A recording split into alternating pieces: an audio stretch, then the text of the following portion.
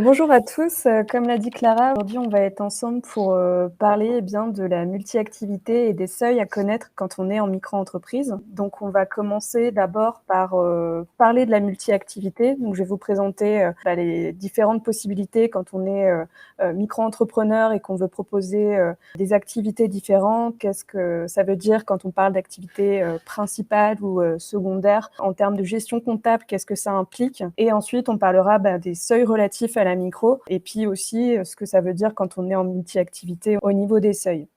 Donc on va, commencer par la multi-activité. Donc je vais vous expliquer en quelques mots ce que c'est concrètement. Donc la, multi-activité, c'est fait pour permettre aux personnes qui ont, créé une micro-entreprise de proposer, des prestations, des services qui proviennent de secteurs d'activité différents. En micro-entreprise, on ne va pas pouvoir créer plusieurs micro-entreprises pour proposer des services différents. Par exemple, proposer, des activités de maçon, donc créer une micro-entreprise spéciale pour maçonnerie, créer une entreprise spéciale pour, des activités de courturier. Ça ne fonctionne pas. C'est vraiment une seule micro-entreprise en tant que personne. Donc vous avez un seul numéro de SIRET. Mais par contre, vous allez pouvoir proposer, différentes activités qui sont pas forcément dans des domaines, similaires. Vous voyez là, je vous donne, plusieurs exemples. On peut, très bien faire, du commerce ambulant et à côté, proposer des, services de, maçonnerie. Donc on fait de la vente et du service artisanal. On peut avoir, de l'infographie et proposer de la couture à côté. Donc c'est toujours pas dans les mêmes domaines d'activité. On fait de la profession libérale d'un côté et des services artisanales de l'autre. Donc vraiment, si vous voulez proposer différentes activités, liées à votre micro, vous le pouvez et dans ce cas-là, vous serez en multi-activité. Quand on est en multi-activité, il, va être nécessaire de différencier, quelle va être votre activité principale et quelles vont être les activités secondaires. Comment on détermine qu'une activité est principale? Ça va être l'activité qui, va vous rapporter le plus de chiffre d'affaires. Admettons, je reprends mon exemple de, commerce ambulant, avec, de la maçonnerie à côté. Si, c'est la maçonnerie qui me rapporte le plus de chiffre d'affaires, je vais donc dire que mon activité principale sera celle de maçonnerie et donc que par défaut, mon activité secondaire, ce sera celle de commerce ambulant. C'est quelque chose que vous devez déclarer lorsque vous créez votre micro-entreprise, mais c'est pas figé dans le temps. Si vous, pensez que, la maçonnerie, par exemple, ça va être votre activité principale parce que vous estimez que c'est celle qui va vous rapporter le plus de chiffre d'affaires, vous la mettez comme activité principale, mais qu'après coup, au bout de quelques mois, semaines, vous vous rendez compte qu'au final, c'est pas la maçonnerie, mais c'est, ce que je disais, commerce ambulant. Dans ce cas-là, c'est pas figé dans le temps. Vous pouvez faire les démarches pour, déclarer, en fait, une autre activité comme votre activité, principale. Et donc ça se fait auprès de votre CFE compétent, donc le sorte de centre de formalité, des entreprises. Il suffit juste, de définir, par rapport au chiffre d'affaires, ce qui vous rapporte le plus pour, ensuite que ça apparaisse, pour votre micro, entreprise. Ensuite, quand on est en micro, on a par défaut, de par notre statut, une gestion comptable qui est un peu plus simplifiée que pour les autres régimes d'entreprise individuelle. On va être dans l'obligation de produire des factures, de tenir un, livre de recettes et ensuite, de déclarer notre chiffre d'affaires pour payer des cotisations. Donc qu'est-ce que ça va faire quand on est en multi-activité? Tout d'abord, pour les factures, lorsque vous allez établir des factures à vos clients, vous allez les établir au nom de votre micro-entreprise et pas pour chacune des activités que vous allez exercer. Ça veut dire quoi concrètement? Ça veut dire que si vous proposez, donc je reprends toujours l'exemple de commerce ambulant et de maçonnerie, si vous proposez à votre client, ces 2 prestations-là, vous n'allez pas faire une facture uniquement pour, la maçonnerie, uniquement pour commerce ambulant, mais vous allez, sur votre facture, lister chacune de vos activités et puis de préciser, à chaque fois quelle prestation est rattachée à telle activité. C'est vraiment une facture pour l'ensemble des prestations. C'est pas vous faites une facture à chaque fois pour chaque prestation que vous proposez. Ensuite, en termes de numérotation, il faut respecter une suite de numéros qui est ininterrompue quand on fait des factures. Donc en général, je ne sais pas si vous utilisez un outil particulier pour, faire vos documents, vos factures, mais en général, on va toujours avoir, par exemple, l'année à laquelle vous faites la facture, le mois à laquelle vous faites la facture et puis, 1, 2, 3, 4, donc ça se suit toujours à chaque fois. Donc en multi-activité, on suit la même logique. Quand on fait des factures, ça continue en fait, par rapport à la numérotation qu'on a et donc c'est ce que je disais, quand on fait une facture, qu'on propose différents produits ou services à nos clients, si c'est des, produits et services qui sont d'activités différentes, il faudra toujours mentionner sur le document à quelle activité ça fait référence. Ça va être utile, pourquoi? Parce que c'est en fonction du chiffre d'affaires que vous allez déclarer sur chacune, des activités, qu'on va calculer, vos déclarations, pour les cotisations, que vous allez faire. Donc c'est vraiment important de distinguer toutes ces choses. Pour, le livre de compte, donc un livre de compte, c'est quoi? C'est quand on tient un livre de recettes et un livre de dépenses. Donc c'est toutes les recettes que vous allez, percevoir pour, les services ou produits que vous allez vendre à vos clients, que vous allez devoir répertorier et puis après les dépenses, ça vous permet, de savoir concrètement, par rapport à ce que vous investissez et ce que vous, récupérez, où vous en êtes en termes de chiffre d'affaires et de trésorerie. Donc en étant micro-entrepreneur, on est obligé de tenir un livre de recettes. C'est pas obligatoire de tenir un livre de compte, mais ça vous permet, en tenant les livres de compte, de savoir, comme je disais, où vous en êtes concrètement, au niveau de vos activités. Donc quand on, doit tenir son livre de recettes, il va falloir différencier toutes les recettes que vous allez percevoir, donc tout le chiffre d'affaires que vous allez percevoir pour chacune des activités. Comme je le disais, c'est grâce à ça qu'on va pouvoir calculer, le chiffre d'affaires qu'on va déclarer et donc la cotisation que vous allez devoir, payer auprès de l'URSSAF. Donc c'est vraiment important de différencier à chaque fois, chaque recette que vous percevez. Il y a différentes façons au niveau de la gestion du livre de recettes. C'est soit vous décidez de tenir un recette qui récapitule toutes les recettes perçues et puis vous distinguez la nature de l'activité à chaque fois, ou alors vous allez pouvoir, tenir un livre de recettes pour chacune de vos activités. Dans ce cas-là, vous êtes sûr que vous avez un livre de recettes par activité, donc que vous vous en mêlez pas entre guillemets «les pinceaux» pour la gestion de votre livre de recettes. Au niveau des déclarations, donc comme je disais, quand vous êtes micro-entrepreneur, donc vous devez déclarer votre chiffre d'affaires et le fait d'avoir en amont, bien listé, bien défini chaque recette en fonction de l'activité que vous proposez, ça va permettre de savoir exactement, par rapport au chiffre d'affaires déclaré par activité, combien vous allez devoir, cotiser et donc quand on est en multi-activité, à quoi ça va ressembler? Eh bien, dans tous les cas, vous devez faire qu'une seule déclaration en fonction de la période que vous avez choisie. Donc si vous êtes en mensuel ou en trimestriel, vous allez faire une seule déclaration à chaque fois. Vous allez pas faire à chaque fois une déclaration pour chaque activité proposée. C'est vraiment une déclaration qui englobe l'ensemble des activités que vous proposez au sein de votre micro-entreprise. Donc, il faudra préciser donc à chaque fois le chiffre d'affaires que vous percevez pour chacune des activités.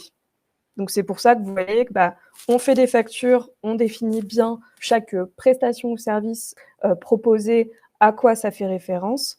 Quand on est dans le livre de recettes, ça nous permet de savoir pour, telle recette encaissée, à quoi c'est rattaché et comme ça, quand on fait les déclarations, pour, le calcul, des cotisations, on sait clairement à quoi est lié quel chiffre d'affaires. Les seuils relatifs à la micro-entreprise, qu'est-ce que c'est exactement? Donc en micro-entreprise, pour, ce statut-là, on a différents seuils qui existent. On a le seuil de TVA, le seuil de chiffre d'affaires. Donc qu'est-ce que c'est concrètement? Le seuil de TVA, c'est un seuil qui va permettre, en fonction du chiffre d'affaires que vous déclarez, de savoir si vous allez devoir ou non être assujetti à la TVA. En micro-entreprise, en général, quand on commence, on n'est pas assujetti par défaut à la TVA, mais il se peut que, par rapport à votre activité, si, vous êtes, bon, si ça fonctionne bien, vous faites beaucoup de chiffre d'affaires et il se peut qu'au bout d'un moment, on vous dise: «Là, comme, ton activité est, prospère et que tu as, dépassé le seuil qu'on a définies pour le calcul de la TVA, et bien que vous soyez assujetti à la TVA par la suite. Donc c'est une bonne chose en soi, comme je disais, hein, ça indique que votre entreprise est prospère, mais donc je vais vous expliquer après à quoi ça ressemble en fonction des activités que vous proposez. Je vais parler juste après des différents seuils, parce qu'ils diffèrent selon l'activité qu'on propose, si c'est de la vente, de la prestation libérale, agent commercial ou artisanat. Donc je vous expliquerai juste après ce que c'est. Et ensuite, on va avoir le seuil de chiffre d'affaires. Donc lui, c'est le calcul de votre chiffre d'affaires. On va voir s'il est au-dessus du seuil. Ce que ça va faire, eh bien, c'est que si vous dépassez le seuil de chiffre d'affaires, vous allez devoir passer sur un autre statut que celui de micro-entrepreneur. Donc je vous expliquerai aussi juste après à quoi ressemblent les seuils en micro-entreprise dépendamment de l'activité. Et donc ce que je disais, c'est que ils vont être différents selon l'activité que vous allez proposer. Donc je vais les lister un par un et à la fin, je vous expliquerai ce que ça veut dire quand on est en multi-activité. Parce qu'il y a ça aussi qu'il faut prendre en compte, parce qu'il y a des calculs différents quand on propose différentes activités en tant que micro-entrepreneur. Donc la première chose que je voulais vous expliquer, eh bien, c'est les seuils quand on propose une activité de vente. Donc quand on a une activité de vente, le seuil de TVA qui est indiqué, c'est 85 800 €. Donc si le chiffre d'affaires que vous avez en tant que micro-entrepreneur est inférieur à 85 800 €, vous n'allez pas être assujetti à la TVA. Si par contre vous allez le dépasser, eh bien, vous allez devoir par la suite déclarer de la TVA et proposer à vos clients vos produits hors taxes et puis faire le calcul de la TVA. Il y a un seuil majoré qui existe quand on fait le calcul du seuil de la TVA, qui veut dire que si la première année, par exemple, que vous commencez en tant que micro-entrepreneur, vous faites un chiffre d'affaires qui est au-dessus du seuil de TVA, donc par exemple, vous avez un chiffre d'affaires de 90 000 €, eh bien, il y a un seuil majoré qui existe qui va faire que, OK, la première année, vous avez dépassé le seuil de TVA autorisé, mais on a un seuil majoré de 94 300 € qui fait que si votre chiffre d'affaires est inclus entre 85 800 et 94 300 €, eh bien, on appelle ça le seuil de tolérance et on va faire que la seconde année, vous n'allez pas devoir être assujetti à la TVA. Je ne sais pas si c'est clair. Mais en gros, en dessous du seuil, on ne doit pas être assujetti à la TVA. Entre le seuil de TVA et le seuil de majoré, ce qu'on appelle le seuil de tolérance, on ne va pas être redevable de la TVA la seconde année. Par contre, si la seconde année, je suis au-dessus du seuil majoré de TVA, donc au-dessus des 94 300 €, eh bien, je devrais mettre de la TVA donc, sur les produits et services que je propose. Donc ça, c'est relatif, donc activité de vente. Le seuil de TVA est à 85 800 €. On a un seuil de tolérance qui va jusqu'à 94 300 €. Donc si je suis dans le seuil de tolérance la première année où je crée ma micro-entreprise, je ne vais pas être assujetti à la TVA. Si par contre, vous dépassez ce seuil la seconde année, eh bien vous allez devoir, comme je disais, appliquer de la TVA sur les produits et services que vous proposez. L'autre seuil que vous avez quand on est en activité de vente, eh bien, c'est le seuil donc de chiffre d'affaires qui est pour l'activité de vente de 176 200 €. Donc si vous êtes en dessous de ce seuil-là, donc du chiffre d'affaires que vous déclarez, si vous êtes en dessous de ça, vous allez pouvoir rester micro-entrepreneur. Si par contre vous le dépassez, eh bien, vous allez quitter le régime de la micro-entreprise et passer sur un autre régime de l'entreprise individuelle ou même passer sur une société. Alors Dorothée, je vois si je vends au-delà de 85 000, je deviens assujettie à la TVA, c'est ça? C'est ce que j'explique. En fait, si, la première année, vous êtes au-delà, en chiffre d'affaires de 85 800 € pour le seuil de TVA, eh bien, techniquement, vous devez la seconde année appliquer de la TVA sur les produits et services que vous proposez. Mais il y a un seuil qui existe, le seuil majoré, qui va prendre en compte, en fait, le chiffre d'affaires déclaré. S'il est entre 85 000 et 94 000 €, c'est le seuil de tolérance. Donc, on va dire que la seconde année, au lieu d'être obligé d'appliquer la TVA, eh bien, on vous donne une année entre guillemets supplémentaire sans être assujetti à la TVA. Par contre, si vous êtes au-delà de ce seuil majoré, dans ce cas-là, vous devrez déclarer la TVA. Une précision importante, ils sont réévalués tous les 3 ans. Donc les seuils que je vous présente actuellement sont valables jusqu'il me semble 2023, par là. Donc ça veut dire qu'ils vont changer, peut-être d'ici 3 ans. Donc soit ils seront réévalués à la baisse ou eh bien à la hausse. Donc il faudra se tenir au courant, pour savoir, si les seuils ont changé ou pas selon l'activité que vous proposez. Mais actuellement, c'est cela. Donc si je dépasse le seuil de TVA en micro-entreprise, je vais devoir mettre de la TVA sur les produits et services que je propose. Si par contre je dépasse le seuil de chiffre d'affaires, là je devrais changer, eh bien, de régime. Je ne pourrai plus rester en fait en micro-entreprise. Donc je vais vous donner un exemple au niveau des seuils pour activité de vente. Donc admettons, je vends du matériel de papeterie, sur ma boutique en ligne. Mon chiffre d'affaires la première année est de 70 000 €. Je suis en dessous, du seuil de TVA parce que le seuil de TVA en vente est de 85 800 €. Donc je ne vais pas devoir, mettre de la TVA, sur les produits et services que je propose l'année suivante. Et je dépasse pas non plus le seuil de chiffre d'affaires puisque en vente, le chiffre d'affaires est de 176 200 €, donc je vais pouvoir rester micro-entrepreneur l'année d'après. Donc ça, c'est pour les activités de vente. La prochaine activité que je voulais vous présenter, donc c'est celle de, prestation artisanale. Quand on est en micro-entreprise, vous voyez que les seuils sont un petit peu plus bas pour les prestations artisanales. Pour le seuil de TVA, le seuil est fixé à 34 400 € et le seuil majoré est à 36 500 €. Donc si votre chiffre d'affaires que vous déclarez est inférieur au seuil de TVA, eh bien, vous n'allez pas mettre de TVA sur vos produits et services que vous proposez à vos clients. Si vous avez un chiffre d'affaires entre le seuil de TVA et le seuil majoré, eh bien, l'année prochaine, vous n'aurez pas besoin en fait d'appliquer la TVA puisque vous serez dans le seuil de tolérance. Si par contre vous dépassez 3 500 € de chiffre d'affaires, dans ce cas-là, eh bien, vous devrez, appliquer la TVA. Et le seuil de chiffre d'affaires, donc ça, c'est donc comme je disais, le chiffre d'affaires que vous allez déclarer pour les prestations artisanales. Pour cette activité-là, il est de 72 500 €. Donc si vous êtes en dessous, vous pouvez continuer à proposer des prestations, artisanales en tant que micro-entrepreneur. Si par contre vous passez au-dessus, dans ce cas-là, eh bien, vous devrez passer à un autre, statut que la micro-entreprise. Donc si je vous donne un exemple concret pour les prestations artisanales, si je suis, créateur de bijoux et je crée des pièces, dans mon atelier, mon chiffre d'affaires que je vais déclarer est de 40 000 € par exemple, eh bien, je vais être au-dessus du seuil de TVA qui va être 34 400 €. Je vais même être au-dessus du seuil majoré de TVA puisqu'il est à 36 500. Eh bien, dans ce cas-là, ça veut dire que l'année suivante, je vais devoir appliquer de la TVA sur les produits et services que je vais proposer à mes clients. Par contre, 40 000 €, c'est moins que le seuil de chiffre d'affaires 72 600 €. Dans ce cas-là, je vais pouvoir rester en micro-entreprise. Je ne sais pas si c'est clair ces exemples-là, mais vous voyez, si le chiffre d'affaires est en dessous du seuil de chiffre d'affaires, je peux rester micro-entrepreneur. Si par contre, il est au-dessus du seuil de TVA et du seuil majoré de TVA, eh bien, je vais devoir appliquer de la TVA sur mes produits et services.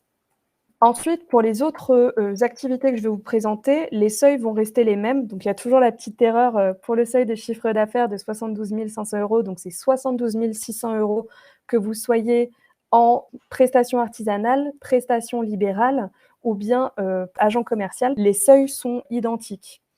Donc si vous proposez de la prestation libérale, donc c'est ce qu'on disait au niveau des services, dits intellectuels. Si vous êtes professeur de piano, si vous êtes, astrologue, ce genre de choses, vous faites de la prestation, libérale et donc c'est la même chose que pour l'artisanat. Le seuil de TVA est à 34 400 €. Vous avez le seuil majoré de TVA qui va jusqu'à 36 500 € et pour le seuil de chiffre d'affaires, il est donc de 72 600 €. Et donc comme exemple, donc j'expliquais que, je donne des cours de céramique dans mon atelier, donc je propose, des services. Mon chiffre d'affaires annuel, il est de 30 000 €. Il est donc en dessous du seuil de TVA puisqu'il est de 34 400 € quand on fait de la prestation libérale et il ne dépasse pas non plus le seuil de chiffre d'affaires puisqu'il est en dessous de 72 600 €. Donc je peux rester micro-entrepreneur et j'applique pas ma TVA sur les produits et services. Et donc la dernière chose, ben, c'est agent commercial, donc même principe, même seuil.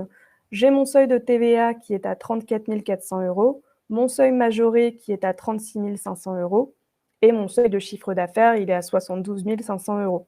Donc je ne sais pas si vous savez ce que c'est les agents commerciaux, mais en général, c'est quand on, travaille pour le compte d'une entreprise.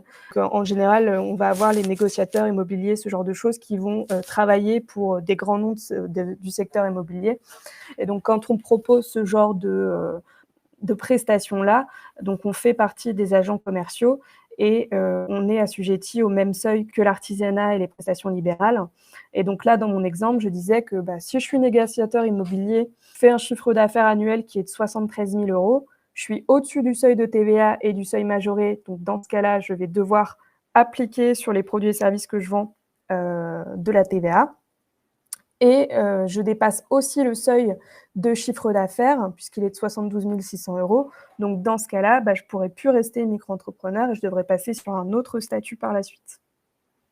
Donc c'est vraiment la même chose. Ce qu'il faut retenir, c'est que vente, c'est, des seuils qui sont propres à la vente, qui sont un peu plus hauts que, les autres, secteurs d'activité que je vous ai indiqués et agent commercial, prestations libérales et artisanat, c'est des seuils qui sont plus bas et qui sont identiques pour les 3 secteurs d'activité-là.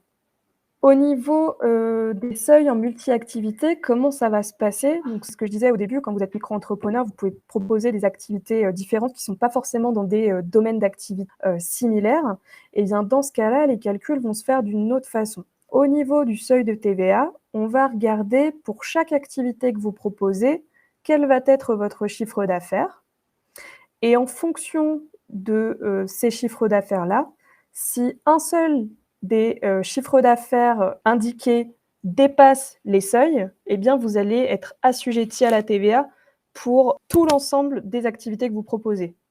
Donc, je suis, admettons, infographiste, donc je fais de la prestation libérale. Je suis en même temps créateur de bougies, donc je fais de l'artisanat. Donc c'est 2 secteurs d'activité différents. Pour l'activité artisanale, je suis à, 35 000 € pour mon seuil de TVA, donc ça veut dire que je dépasse le seuil et enfin, je suis dans le seuil de TVA, donc je dépasse le seuil de TVA et pour mon activité de prestation libérale, je suis à 30 000 €, donc je suis en dessous du seuil. Bah, comme mon activité artisanale dépasse le seuil de TVA, eh bien, toutes mes activités vont être assujetties à de la TVA. Mais donc, à partir du moment que vous avez un chiffre d'affaires qui dépasse l'un des seuils de TVA de l'activité que vous exercez, eh bien, l'ensemble des activités proposées devront être assujetties à la TVA. Donc, ça veut dire que si je fais du commerce et de l'artisanat, eh bien, je vais devoir mettre de la TVA sur mes produits artisanaux et tous les produits que je fais, tous les services que je propose pour le commerce, admettons. Et pour les seuils de chiffre d'affaires quand on est en multi-activité, eh bien, on va, cumuler tous les chiffres d'affaires que vous avez.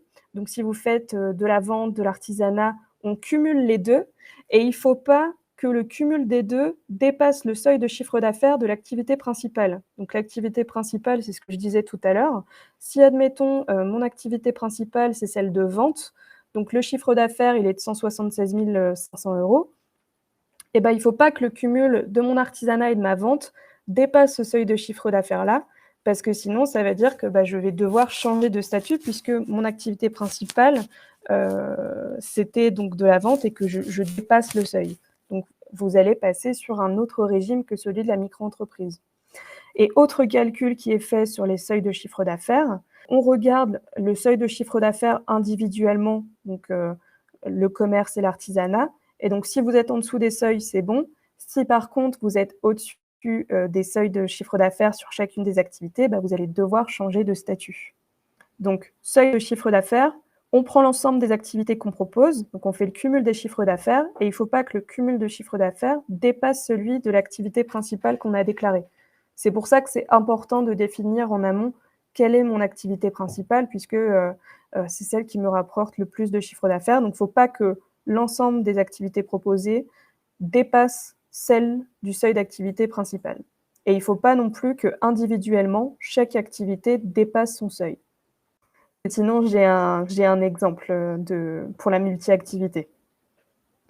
Admettons, je vends des articles, donc je disais liés à la confection de céramique sur ma boutique en ligne, donc je fais de la vente.